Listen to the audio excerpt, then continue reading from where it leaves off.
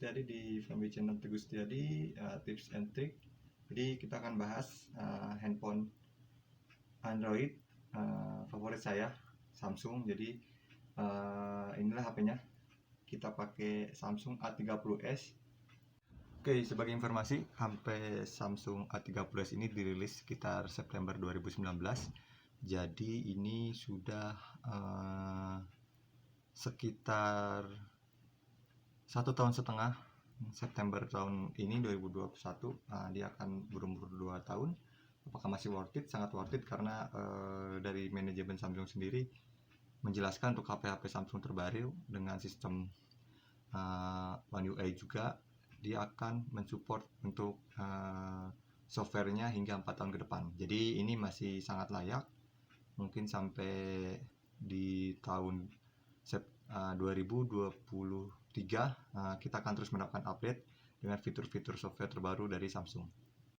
Apa saja yang saya dapat membeli HP Samsung A30s? Yang pasti ada kotak boxnya, panduan singkat, di sini juga ada SIM injektor. Jelas kita punya travel charger dengan kabel USB Type-C dan handphonenya. Tambahannya juga kita dapat juga silicone case dari dalam boxnya, jadi bisa langsung dipakai untuk melindungi terutama bodi belakang dari Samsung A30s ini. Handphone ini memiliki Infinity V Display dengan 6,4 inci layarnya, kemudian juga baterai di 4000 mAh.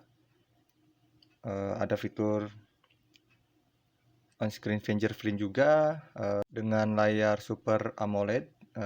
Kemudian juga ini dia memiliki Samsung Pay dan NFC. Jadi teman-teman yang ingin melakukan pembelian seperti e-money atau untuk e-tol bisa menggunakan HP ini karena sudah tersedia NFC dengan performance octa-core processor 4G LTE, kemudian juga RAM-nya di 4 GB dengan storage internal di 64 GB. Kemudian bisa di-up menggunakan microSD up to 512 GB. Security-nya by Knox dari Samsung. Kemudian ini juga versi Android-nya versi Android 10 dengan versi One UI-nya untuk sistem handphone di 2.0. Jadi One UI ini lumayan menarik ya. Kita bisa nge-swipe ke bawah ke atas, terus juga unik, berbeda dengan handphone Android yang lain. Samsung punya ciri sendiri untuk sistem interface-nya. Jadi dengan One UI ini kita bisa menggunakan menjadi lebih mudah. Dan yang menariknya adalah sistem One UI ini tidak hanya tersedia untuk HP flagshipnya Samsung, jadi dari mulai entry level hingga flagshipnya Samsung, sistem ini ada interface-nya dan bisa kita gunakan dan mempermudah terutama untuk pengguna Samsung.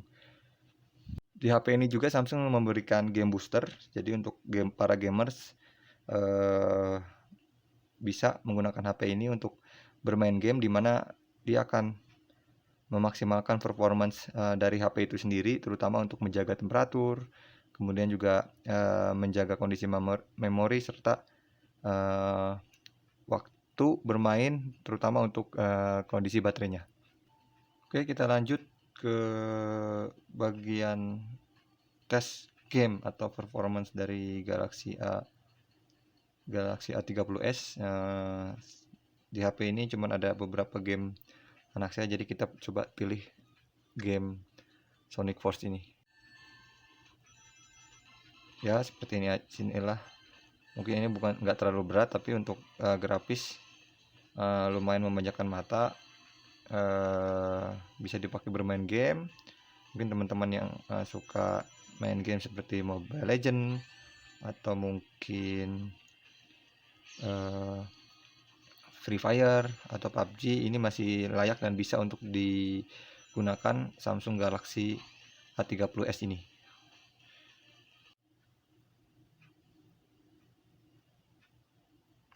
Seperti inilah kualitas gambar dan video untuk layar dari Samsung Galaxy A30s. Saya personal sih cukup suka dengan tampilan layar dari Samsung. Jadi dengan harga yang relatif sama atau mungkin sedikit lebih mahal, tapi kualitas untuk layar dan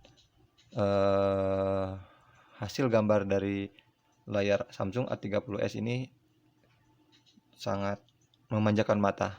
Memang seperti yang kita ketahui juga, untuk beberapa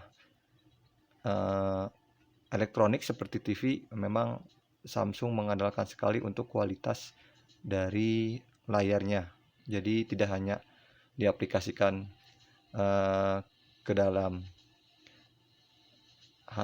televisi, tapi juga Samsung juga menghadirkannya di smartphone mereka.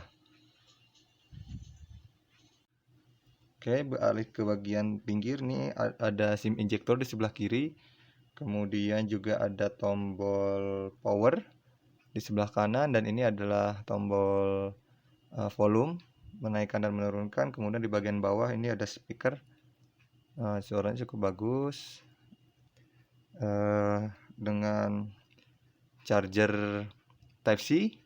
Kemudian Samsung masih memanjakan penggunanya, jadi tidak menghilangkan untuk kabel earphone untuk jack 3.5 mm nya. Kemudian di bagian belakang kita bisa lihat ini triple kamera, di mana ada deep kamera 5 megapiksel di bagian atas, di bagian tengah ini kamera 25 megapiksel. Kemudian di sini juga ada kamera ultra wide 8 megapiksel 123 derajat. Oke, yang menarik lagi dari Samsung, mungkin di kisaran HP ini handphone lain sudah memiliki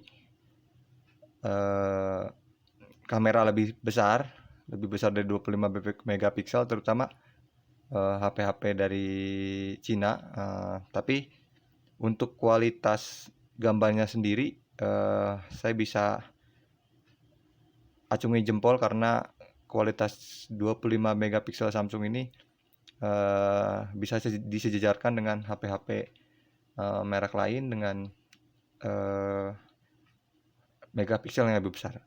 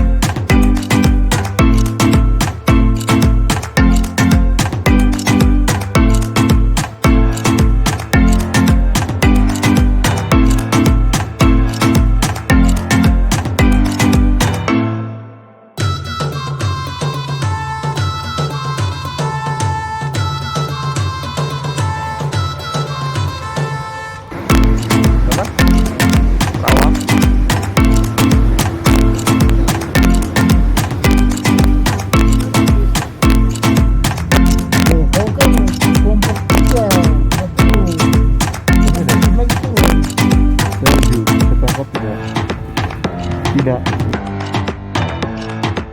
Oke, sekian mungkin review singkat kenapa harus Samsung.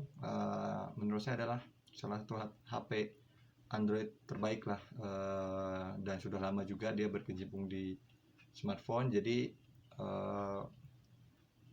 harganya mungkin untuk disebandingkan dengan beberapa HP Cina atau HP-HP yang lain, dia bisa jadi sedikit lebih mahal, tetapi seperti layanan pundah jual, kemudian juga service center yang dimana-mana, terus update software yang cukup banyak, dan satu lagi yang mungkin yang saya suka, security knob-nya dari Samsung. Ini juga saya pakai untuk handphone kerja, menyambung di Microsoft Intune saya di HP kerja saya untuk membuka email dan sebagainya dengan security knob ini. Jadi dipisah antara profil kerja dengan penggunaan biasa saya sehari-hari. Kemudian juga hal yang lain, saya pernah menggunakan salah satu HP Cina yang disebut namanya ada Xiaomi, memang harganya murah, speknya tinggi segala macam, tapi memang salah satu yang kurang saya suka adalah terlalu banyak iklan. Walaupun mungkin dari pihak manajemennya Xiaomi Indonesia bilang bahwa iklan akan dipersonalisasikan sesuai dengan iklan yang disukai oleh pengguna, tetapi kalau itu berlebihan, rasa-rasanya sangat sekali mengganggu. Lagi kita lagi sedang asik menonton YouTube, misalnya menonton video, atau mungkin sedang bermain game, dengan adanya pop up iklan yang terlalu banyak itu sangat mengganggu. Di HP Samsung ini, walaupun dengan harga mungkin mid range atau mungkin low end, untuk beberapa pop up iklannya menurut saya sih tidak terlalu banyak dibandingkan dengan HP Xiaomi. Oke, mungkin segitu aja update dan review singkat kenapa harus Samsung dan kenapa Android terbaik menurut saya adalah HP Samsung.